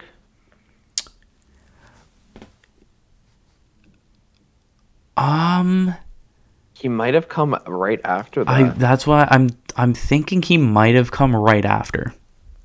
So anyway, regardless, he may or may not have won, but I think he just wants to kind of chill in Arizona for a bit. Speaking, Luke, we're going to keep going. Luke Glendening signs with the Bolts, the Tampa Bay Lightning, on an $800,000 deal for 1 year. Yeah, just random depth. Yeah, it's just I forgot he was in the league for a while. Now we're going back to the Rangers because they keep picking up pieces. They picked up a lot. Nick Bonino, 1 year, $800,000. Yeah, another depth piece for contender. Yep. Cody Glass signs with the Predators, 2 years, $2.5 million. I like Cody Glass, and I think he's going to do really good in Nashville, especially with all the pieces they picked up. Yeah, so this is where like Nashville's a bit confusing too, because like we have really liked a lot of their moves, but then they also traded Ekholm last year, and then they bought out Duchene. So yeah, it's like on one hand you have all these guys that like all this really good talent, and on the second hand you're like let's get rid of this good talent. Well, okay. Yeah, but I trust Barry Trotz. He's going to do a good job at GM. This is the first Hawks pick since the Corey Perry at the beginning. Ryan Donato played on Seattle last year, was really crucial to them. He's signing with Chicago 2x2. Once again, like, I don't know. Like, I'm with you. I don't know. If he was going to a contender, then I'd be like, yeah, he can be a good depth piece. But like, Chicago's going to be bad next year. Like Bedard could put up 100 points, they'll still be bad next year. Yeah, I'm with you. I think that Chicago's still got a couple more. Their goaltending is very sus with Mrazek and Soderblom or Soderstrom or one of the two. Anyway, or you know what I'm saying? Like their goaltending is questionable. Yeah, So well, like their whole team's questionable, to be honest with you. yeah, Like, yeah, the whole thing is questionable. But I just wanted to give them a little bit of credit. Anyways, we're gonna keep moving on. Malcolm Subban signs with the St. Louis Blues, 1 year, 775. did he? Again, Good for him still being in the league. I'm not gonna lie, I thought he was out of the league. he just won the Calder, I believe, or he won it recently. He won the Calder Championship in the AHL. I think it was last year he won it. Okay, so he Uh, was out of the league. He was in the AHL. he was in the AHL. He was up and down with Boston, with Buffalo throughout the year. So he's just kind of sticking around. Um, see, like this makes no sense to me. Vladislav Nemestikov signing with the Jets for 2 years for $2 million. Yeah. I like, what are they doing? Well, they need to fill out a roster of 23 guys. Yeah, That's pretty much it. that's pretty much it. Yeah. Laurent Brossoit, like I said earlier, signing with the Jets, 1 year, 775. Just a good backup to Hellebuck, depending what happens. Yeah. This one confused me. This one really confused me. And you may not know who this is, and that's okay. Alex Belzile signing with the Rangers for 2 years, 775. Now, the reason why this confuses me is because we talk a lot about the Montreal's farm system and their young players, and he was phenomenal in Laval. He was amazing in Laval, and they traded him. Like he was supposed to be like their next, but he was supposed to be like what Nyes is to the Leafs. Like he's going to be that guy. He's going to come up. He's going to do great things. So I'm confused. I don't understand what Montreal was doing on this trade, or this. I don't know why they didn't sign him. Interesting. I don't know. I think on the opposite end of the spectrum, I have a theory that the Rangers just suck at player development. That's a great idea. In terms of like, look at all the young talent that they had, Yeah. and like, have any of them panned out? No, Like, yeah, other than Adam Fox. Adam Fox is a beast. yeah, he's a monster. I get think what you're like Keandre Miller's solid, but like I don't think a lot like Capo Caco you could argue is a bust. Alexi Lafreniere you can argue is a bust. Mhm. Like at what point do you say that the Rangers have an issue developing and there's more names I'm blanking on them because No, I know. the Rangers had like people were saying like that they have the nastiest farm system in the league and like other than like Fox, no one has really been a contributor. Like the Rangers made the conference finals last year, or like 2 years ago, and then this past season, were they knocked out in the first round? Yes, they lost to. Who did they lose to? I can't remember who they lost to, but they did lose in the first round, I Oh, they believe. lost to the Devils. Devils, right? They lost to the Devils in the first round. So like they're a team that consistent playoff team, made conference finals appearance 2 years ago, and they were seen as having all this young talent, and like the only young piece that's really contributed to that success is Fox. I mean, you also look at their goalie, but like I don't think anyone expected that. Why am I blanking on their goalie's name now? Shesterkin? Shesterkin. Yeah, I don't know. It's like I don't really remember Shesterkin being touted like 3-4 years ago. It's like, oh my god, watch out for this young goalie. He's going to be incredible. Yeah. No, I'm with you. It's just so you think maybe it's like Montreal has this player who's already developed, so let's just take him. Yeah. I mean, like, or maybe I don't know what Montreal's thinking, getting rid of a good prospect, and then me thinking, okay, but New York's not going to be able to do anything with him. Yeah, again, it confused me. The only reason I put it in there is because I watched a lot. I heard a lot about him last year, and like he was supposed to be this like great prospect that they were going to bring up, and he was going to play and do well. And he goes to the Rangers. I'm like, cool, all right, go you Montreal. So, anyways, let's keep on moving. Nick Bukestad signing with the Coyotes, 2 years, 2.1 mil. I'm surprised he's still in the league, to be completely honest with you. Well, they got to fill out their roster as well. Yeah. Every team has to have a full roster, even the ones that are going to miss the playoffs from day one. Yeah. Hey, you're right. Hey, every team needs to have a certain amount of players on a roster to play. So I'm with you on that one. Jonas Johansson signs with the Lightning. Makes me wonder what's going on with Brian Elliott. Is he going to come back? Obviously you got the number one in Vasilevsky. Then it gets kind of foggy after that, especially bringing in Johansson.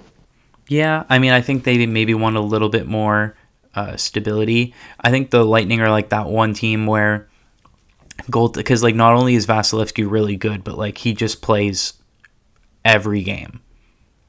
Yeah, So he plays like over 50 games a season. yeah, and then like even when they're down 7-0, refuses to get pulled in the playoffs. So like Tampa, I feel like is like the one team where it's like I don't really care who your backup goalie is because it's not really going to matter too much. But then No. also watch it be the year that Vasilevsky gets injured, and then the team is And then what? Then what happens? exactly. So maybe this guy's going to help their goalie situation out a little bit. And like Elliott was like what 42, so. Yeah, he's Elliott's up there in age. Like he's getting pretty old It right might be now. time for him to hang him up. Um, from one Lightning to now Duck. Alex Killorn gone to Anaheim, 4 years, $6.25 million. And we have gotten to the worst contract handed out in free agency. Welcome back to why is this man being paid the amount he's being paid? Yeah, so first off, it's an overpay. Second off, it's way too much term. Third off, he's 33 years old. Fourth off, the Ducks are still not really near the playoffs. So by the time they get into it, like, I don't think that they're going to be a playoff caliber team this season. Maybe next season, but I think we're still looking like 3 years down the line here for the Ducks. I think it And depends a lot on Gibson. that's true. But like the point is that definitely in the third and fourth year of this contract, the Ducks will definitely see themselves as being playoff contending team, and they're going to be paying a guy a lot of money who's not going to be good anymore. Nope, I'm with you. I think Killorn thrived a lot off that Tampa team, like just the pure power it has. Well, also just regression because he's going to be 36, 37 years old when this contract runs out. Hey, that's another thing. Moving on, one player I'm really upset left the Leafs, Nola Chari signing with the Pittsburgh Penguins for 3 years, $2 million a year. I Yeah, am really upset about this trade. We have Ryan Reeves getting paid for longer and just like the same amount. yeah. I'm so So this is Dubas getting a player that he really liked. Like obviously he liked Achari enough to trade for him when he was in Toronto, and now he's a free agent, and Dubas is in Pittsburgh, and so he wants to bring his guy back.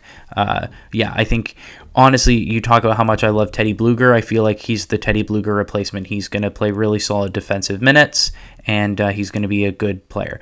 Now, though, this is the one that I was talking about earlier when I say I don't like my bottom six guys being on long-term deal.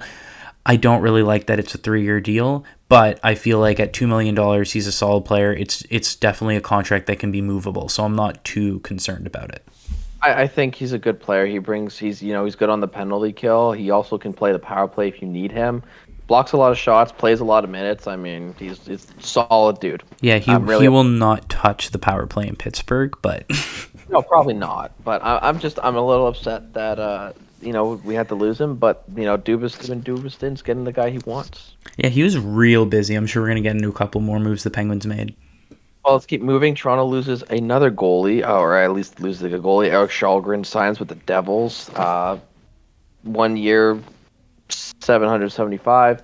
Just like you said, insurance goalie. But I was high on Shalgren, but then when Joseph Wall really proved himself, I'm like, well, Shalgren's kind of the odd man out, kind of like Sandin's situation for goalies. So, yeah, I'd go New Jersey. You got Shalgren. Yeah, exactly. Shelgren didn't really see a pathway to playing time in Toronto, so he's a free agent. He can go where he sees a better pathway to playing time. And he sees maybe a battle with Akira Schmid in New Jersey for a backup role. So, interesting to see what happens there. Now, we're going to a few goalies in a row here. Alex Nedeljkovic signing with the Penguins, 1 year, $1.5 million. But obviously not the big news of the day. Tristan Jarry is re-signing with the Pittsburgh Penguins, 5 years, $5.37 million a year. Labi, two Penguins goalies, two Penguins contracts. What are your thoughts on the Penguins moves? Yeah, the 1.5 million for Nedeljkovic is interesting because that is a little pricey for a guy that is going to be the third string goalie. You think so? You think that DeSmith? Yeah, DeSmith is the backup. Okay, Yeah, interesting. yeah. At least I believe so. Especially with his cap hit as well. So that's why I'm a little bit surprised about that. But like also Dubas, literally one of Dubas's first hires in Pittsburgh was a salary cap expert. I'm blanking on his name, but I trust that they'll be able to figure that out if we're ever in a situation where we need to move kind of goalies around. And I think Nedeljkovic is a really solid additional piece. Now let's get into the big news. Yeah. This Um, is this is what I was excited to hear about most about this contract because it's so interesting and it's a very like there's many layers to it. I I don't like it at all. I think this is the second worst contract handed out today. I talked about Reeves being 3 and Killorn being 1. I think this is the second worst contract that was handed out today. It's sandwiched between a lot of Penguins moves that I think are that are really good. Like I think that the Achari signing is really good. I think that the Achari signing is really good. I think that the Nedeljkovic signing is really good. I think that a lot of the Graves signing as well on top of that is really good as well, which I think a lot of people might disagree with me on that. But the Tristan Jarry signing is terrible for a bunch of reasons. Reason number one, it's a 5-year deal. I don't know. I guess there was a lot of demand for him elsewhere. But 5 years is so long. Like we did not need to we didn't need to lock him up long term. The 5+ million is way too much money, especially for a team like Pittsburgh that is kind of strapped up against the limit of the salary cap. And then also it's committing long term to a player that is extremely injury prone and extremely inconsistent. The big issue that the Penguins have had the last couple of years with the playoffs. This past year, they didn't make the playoffs. Jari was injured for over half of the season, and our bottom six was terrible. I'm not going to say Jari was the main reason because he wasn't, but he wasn't available for a lot of the time, and that definitely hurt. Going back to 2 seasons ago, eliminated in the first round, Game 7 against the Rangers, Jari was injured. Our backup goalie DeSmith gets injured, and we're running off of third-string goalie Louis Domingue. We deserve to win the series, but when you have a third string goalie in net, it's hard to win in the playoffs. You go the year before that where we lose to the Islanders in the first round, and Tristan Jarry is the reason we lost that series. He was terrible, highlighted by him throwing a muffin right up the middle to allow the Islanders to score an overtime winner. That I believe that was Game 5, which took them up. No, that was Game 4, which took them up 3-1 in the series, if I remember correctly. We ended up losing in 5, I think. But that really was the moment that buried us. And then this is a guy that you're now locking up long term. He hasn't shown that he's available enough where even when he has regular season success, like he's made the All-Star game twice, but he hasn't had enough of he hasn't played enough where I can look at that and say, okay, that's good. Because if you want to say that you're a successful regular season goalie, you have to play enough, and he hasn't. And when I tell you he's had 0 playoff success, it's because he's had 0 playoff success. Since the Penguins last won the Stanley Cup, Matt Murray was our starting goalie. And then you go to 2018, we still had Matt Murray in net. 2019 was Jari's first season and did not play well. 2020 in the bubble did not play well. 2021, the Islanders was awful. And then 2020, or I might be confusing. No, 2022 was injured, and then this year they didn't make the playoffs. Yeah, and he came in 2022 and played the last Game 7. He did play. He was in, but like he came in and played that game injured, and so like he so injured. Yeah, he had his foot was messed up, and he was playing really well this year, and then during the Winter Classic got hurt. So I hate this deal in terms of with how, like, if it was okay, we're giving him a 2-year bridge deal, I'd be like, that's fine, because in 2 years, if it doesn't work out, we can move on. And I get that the goalie market, there's nothing in the goalie market where if you don't sign Jari or you let him sign elsewhere, then you're pretty much forced into trading for Hellebuck. Like, I get that, but 5 years at over $5 million is just insane. Like, it's just incomprehensible. I like everything that Dubas had done so far, like the trade for Riley Smith, all of the free agent signings, except like this is just indefensible right now. Well, you want to go from a really bad signing to a really good one. Ryan Graves, 6 years, 4.5 mil. I'm sure you're going to have a different view on this one. Yeah, I really like this deal. I think people kind of look at the term, and the term especially is 6 years, and the salary, and are a little put off by it. But we lost Brian. Like, honestly, Brian Dumoulin, thank you for your service, but you were terrible last year, and it was time for you to go. But Brian Dumoulin was the second best defense. Well, Letang was injured the second cup run, so Brian Dumoulin was our best defenseman the second year we won the Stanley Cup, and he is gone. So we needed to find someone to replace him. I don't really trust Jeff Petrie, but that was a Hextall addition, so that's neither here nor there. We got rid of John Marino, but that was a Hextall decision, so we needed a really solid defenseman, and I think that he's that. And at $4.5 million a year, honestly, with the price that defensemen cost these days, that's not really that bad. Like, no, could be a steal. Yeah, like even if he's a solid second pairing guy, like if you give me solid second pair stats for 6 years at $4.5 million a year, you can be way worse off than that. Like, it won't be a steal if he ends up just being a solid second line guy, but it'll be fair value. And then if he ends up being a good first line guy, maybe he partners Letang and then replaces Letang near the end of that deal, then that's well worth it. But I really like that deal for Pittsburgh. From one really bad one to one really good one. The Pittsburgh Penguins are actually, I think, in a better spot than they were at the beginning of the season. Anyways, we're going to that goes without saying. But who knows? Maybe Jari's going to be part of the Erik Karlsson trade because he's coming to Pittsburgh, apparently. Well, it's all a matter of if San Jose is going to take money from Karlsson or not. Anyways, former Penguin, former Leaf as well, Alex Galchenyuk signs with the Coyotes. I do believe he started his career in Arizona. Yeah, I think he's played for half the league at this point, though. Like former Penguin, former Coyote, back to Coyote, former Leaf, former Montreal Canadian, former Colorado Avalanche. Oh, yeah. So, speaking of the Avalanche, Miles Wood signing with the Avalanche, 6 years, $2.5 million per year. Yeah, I think he's a good player, honestly. I think that might be an underrated pickup. I'm with you. I think that it's a pretty good trade. Dmitry Kulikov returning to the Florida Panthers, 1 year, $1 million. Yeah, solid depth. Didn't even know he was still playing, to be completely honest.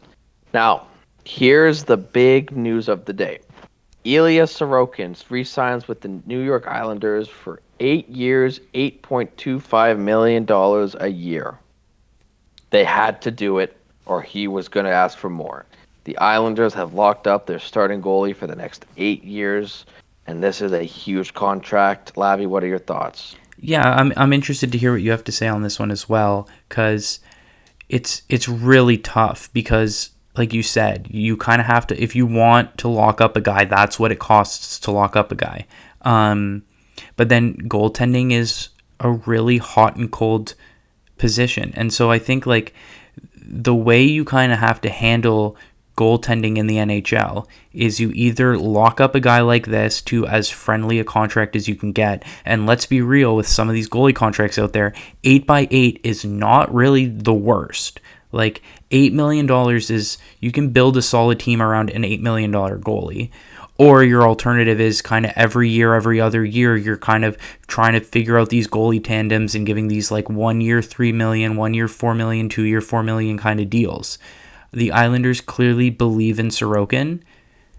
It'll be really interesting to see if he can continue to be that consistent of a top-level goalie. But if he plays the way he's played the last 2 seasons for the whole 8 years of that deal, it's a great contract.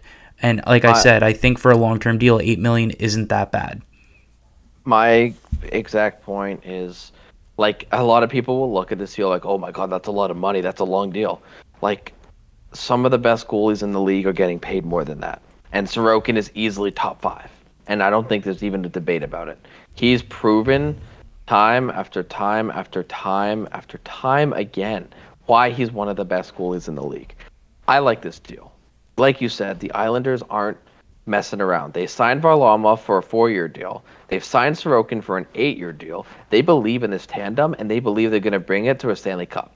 Now, the Islanders did make a few other trades we'll get to in a few minutes, but I do think that this is a great deal for the Islanders. You got your starting goalie, you got him locked up for 8 years, and you still have lots of money to deal with. Yeah, it'll be really interesting though to see, because like the Islanders were really successful in the playoffs, but obviously making the conference finals back-to-back years, but then have kind of fallen off a little bit. It'll be interesting to see, what the future holds for them in terms of playoff successes. But definitely, like you said, if Sorokin continues to play like a top 5 goalie in the league, it will be a good value contract. So the other contracts that the Islanders locked up today, Pierre Engvall resigns 7 years, $3 million a year. Yeah, that's a Lou Lamoriello contract if I've ever seen one. This is a very loose. How many players are like? How many $3 million a year players are on like 6+ year term, and have they all been signed by Lou Lamoriello? Yeah, but the point is, Lou Lamoriello loves his long contracts, low money. It has a former Leaf GM, as you know, I can tell you that he does exactly that. Yeah, well, I mean, if you just look at the contracts that are out there, like the current contracts for some of these Islanders players are very interesting, let's say. I don't know. I'm a very much like, let's not go long term on deals kind of guy. And so I really don't know about this. But like, how old is Engvall too for 7 years?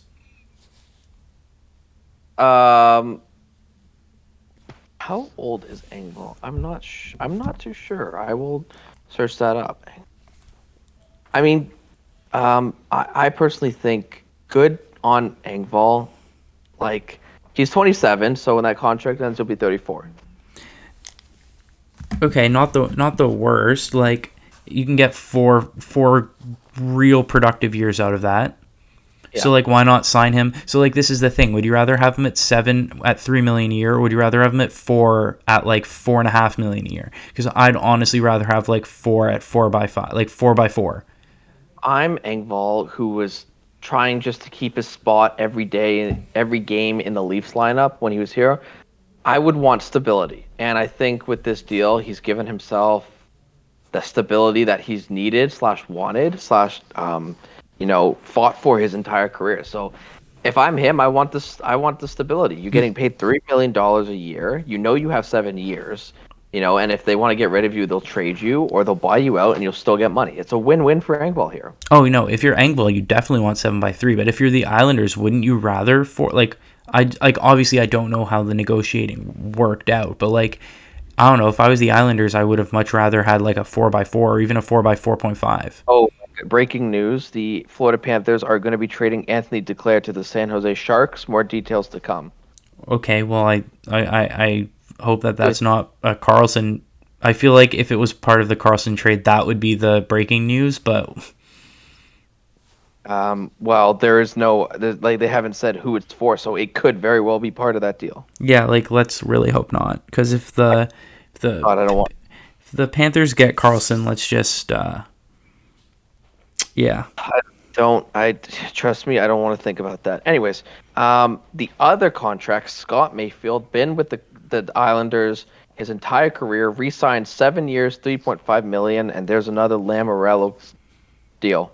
This one I don't mind as much because that Mayfield was going to get paid. Like, Mayfield was going to get a really good offer elsewhere, so you kind of had to give him either a lot of money or a lot of term, and he is a good defenseman. This is the other thing too, where I'm now gonna have to Google how old Scott Mayfield is, because I can't see this being a good contract the entire time. But like, I'm a really big fan of Scott Mayfield. He's 30, so yeah, that's a contract that's not going to age well. But I really like him as a player. I think, like, what is it? What is it a year?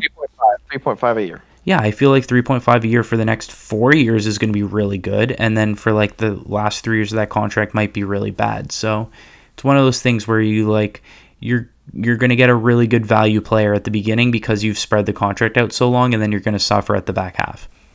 Welcome to the Lou Lamoriello contract. You take your risk after the last 4 years. Yeah. But those are the contracts that Lamoriello woke up and decided he was going to sign today, and so he did. Just a few more contracts here. Bowen Byram, part of that Avalanche team that won in 2022, re-signs with the Avalanche for 2 years, 3.85. Now, there was a time where a lot of people were not sure if Byram would even play hockey again.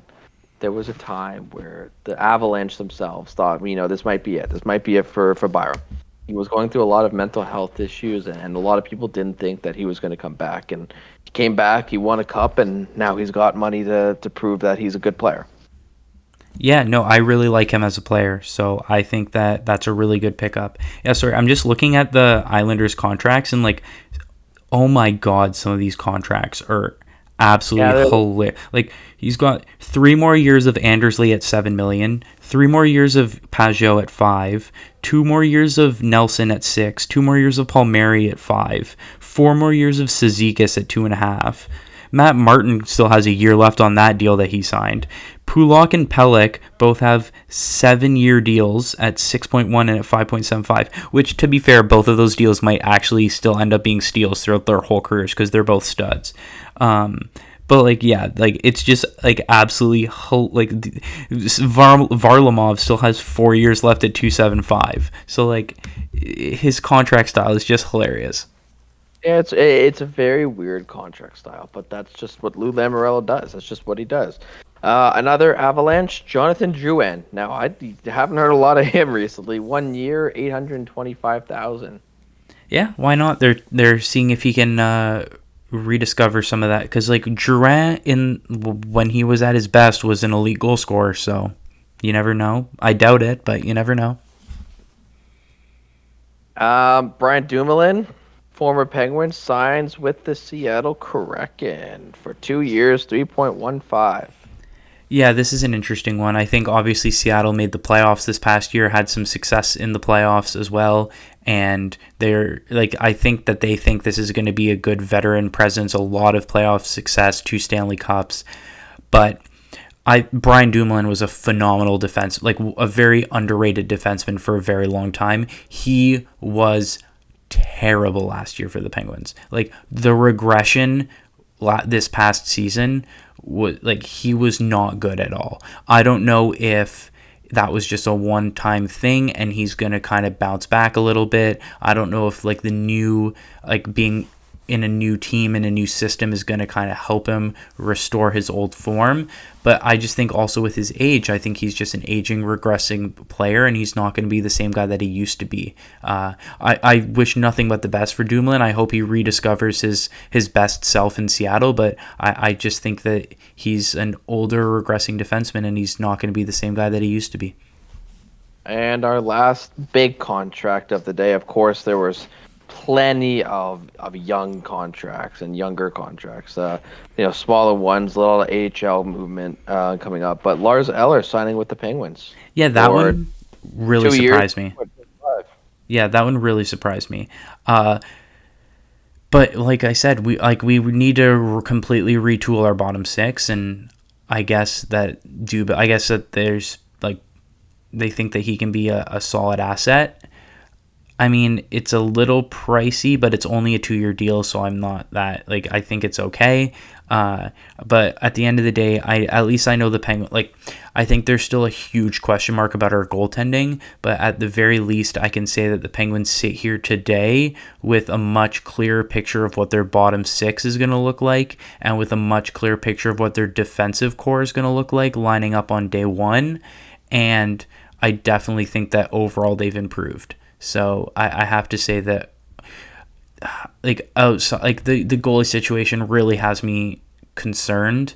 Um, but other than that, I do like. I mean, we should have bought out Granlund, but that's neither here nor there. I'm still much more satisfied with where we are today than where we were, a couple weeks ago. No, and honestly, man, like it's honestly been a really, really fun free agency to say the least. Oh, definitely. It's always a fun time. And, in the next couple of days, there will be a couple more. Like, I think Tyler Bertuzzi is the biggest name that didn't sign. So we'll see how that unfolds in the coming days. If an Erik Karlsson trade, maybe it's already happened with this Duclair thing. Maybe it will still have to come over the next little bit. If Hellebuck actually gets traded, still a lot left to unravel, let's say. But, today's the first day where things can get done, and teams like having that clarity and like getting stuff done quickly. So it's always a busy day. Now, quickly before we end this podcast and this episode of the Bussy Benter, a couple of big news in the NBA. Van Vliet going to the Houston Rockets yesterday for a 3-year, $130 million deal. Labi, what are your thoughts on Van Vliet leaving Toronto? Good for him. Get that bag. Like it's the highest value contract by an undrafted player in NBA history. And I know that like money is different now than it was in like the 1960s, but Wilt Chamberlain was an undrafted player. This is true. Van Vliet got his chip, and now he's got his money. And then what the Raptors did in response was Dennis Schroeder's coming to Toronto for a 2-year, $26 million deal.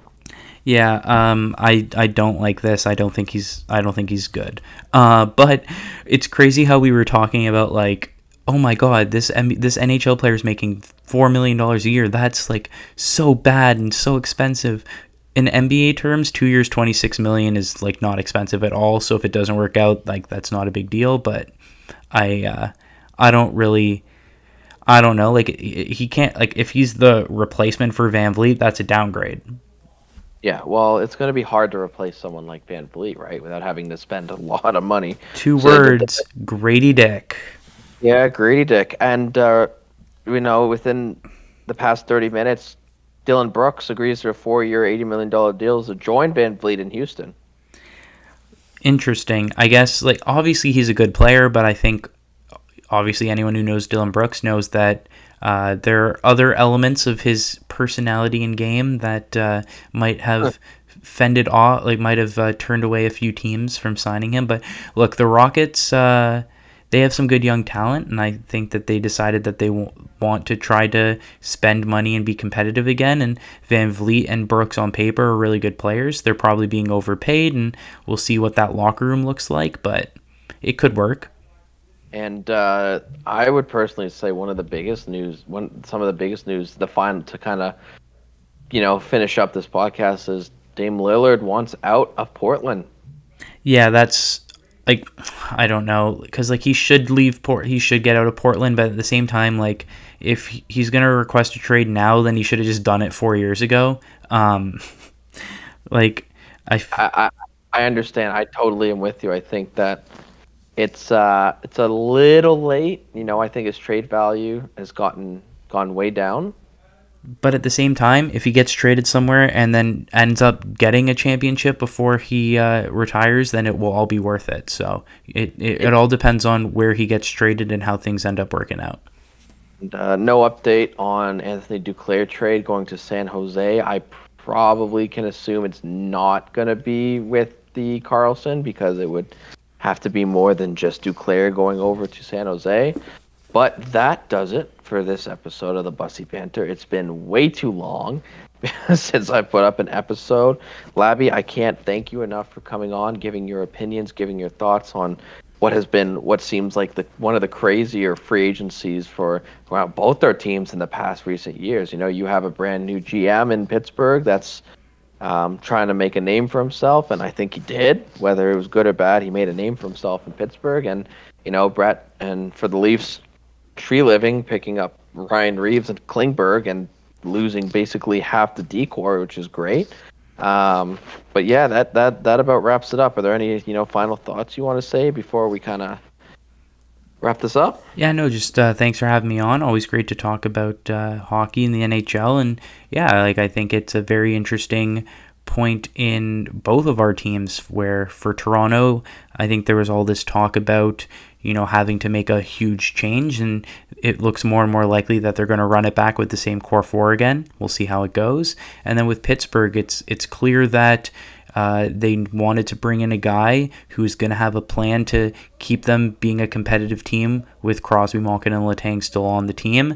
But a lot of people, and in fact, you could argue that everyone outside of Pittsburgh thinks that their cup window is shut. And so it'll be really interesting to see if they can pry that door open one last time.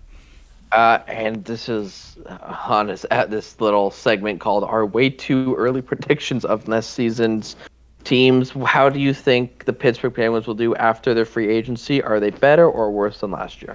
I think they're better than last year. Honestly, I think they were a playoff team last year, so they should be a playoff team this year. Whether they're going to be cup contenders, I'll never bet against the core, but I don't see this team winning another cup. I hope they do, but I don't see it happening. I would like to say that we could at least make it to the third round, but I couldn't tell you, nor do I know. Um, just really hoping that this Klingberg thing um, and this Ryan Reeves thing actually pays off. I'm don't care about the regular season. I'm convinced. I know the Leafs will make the playoffs, but having that grit with Ryan Reeves in the playoffs would actually be really good, especially after the Leafs kind of got manhandled by Florida last year. So I don't know. We'll see how the season goes. Where do you predict that the Pittsburgh Penguins will end up next year in the Metro? Yeah, I mean it's a really competitive division, so like I don't know. I could see us winning the Metro. I could see us sneaking in as a wild card team. If I had to guess, I still think we're probably the third best team in the division. Like I don't know. I feel like the Rangers took a step back. I feel like the Hurricanes are above us. I feel like the Devils are above us, but I feel like the Devils and Rangers are kind of right around there. But I think the Rangers took a step back. I think the Devils are super unpredictable. Where like I feel like the Devils could win the Stanley Cup next year, or they could fall out of the playoffs, and like I'd believe both. Kind of similar to the Leafs. Like I feel like the Leafs could lose in the first round again, or they could go all the way, and like I can see both happening. But yeah, I think the Penguins. I think the Penguins are a playoff team, and I think that they are a second to third round team at best, and a first round elimination is more likely. Well, I mean, I'm really hoping your prediction that the Leafs actually do go to the finals because it's coming increasingly difficult to cheer for this team every year.